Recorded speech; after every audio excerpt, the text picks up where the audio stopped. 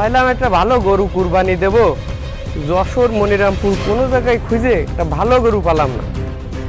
আগামীকালকে ঢাকা গাবতলির হাটে যাব।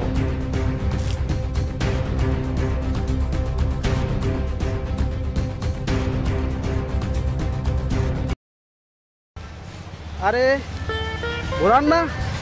বুরহান, ভালো আছো? ভালো আছি বড় ভাই, আপনি ভালো আছেন? হ্যাঁ, যাই হোক, শুনলাম তুমি নাকি কুরবানি দেওয়ার জন্য খুলনা, মাগুরা, নড়াইল সব গরুর বাজারে ঘুরে বেড়েছো। তাছাড়াও আমাদের খুলনা বিভাগের সব থেকে বড় গরুর বাজার মনিরামপুরেও নাকি তোমার গরু পছন্দ হয়নি? হ্যাঁ ভাই, আমার শখ একটা ভালো বড় গরু কুরবানি দেব। তা আমি এই সব জায়গায় খুঁজলাম, কোথাও কোনো ভালো গরু পালাম না। তা আমি আগামীকালকে ঢাকায় যাব গাবতলি বড় গরু কিনতে। ও, মানে সব থেকে বড় গরু তুমি আছে কুরবানি দিবা? হ্যাঁ। তো তুমি তো আমার ছোট ভাই, তারপরেও আমি যদি কিছু বলি, কিছু মনে করো না। আচ্ছা বলেন। বলতে পারি? আমি তাই বলেন। দেখো, যেহেতু তোমার বাসা আমাদের পাড়ায়, জি। হ্যাঁ, তো রাস্তাঘাটে গেলে অনেকেই শুনি তোমার কাছে টাকা পায়, দোকানদাররা। হ্যাঁ, অনেক সমিতির লোক তোমার কাছে টাকা পায়, তো অনেকে অনেক খারাপ খারাপ কথা বলে।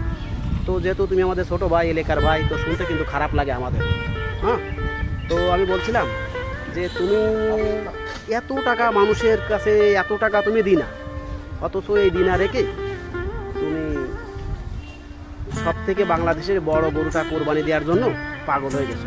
কাল যাচ্ছ ঢাকাতে, গাবতলীতে। তাই এটা না করে, আমি জানি যে কুরবানি দেওয়া তো অবশ্যই একটা উন্নতের কাজ। হ্যাঁ, মহৎ ব্যক্তিরাই কুরবানি দেয়। তবে আমি মনে করি সেটা হচ্ছে তুমি কুরবানি দাও, তোমার যদি টাকার অভাব থাকে, তো এই বছর যদি কুরবানি না দিতে পারো, সামনের বছর কিন্তু পারবা।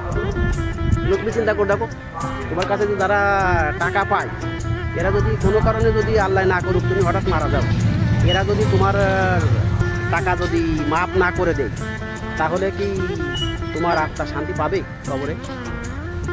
আসলে ভাই আপনি এটা ভালো কথা বলেছেন।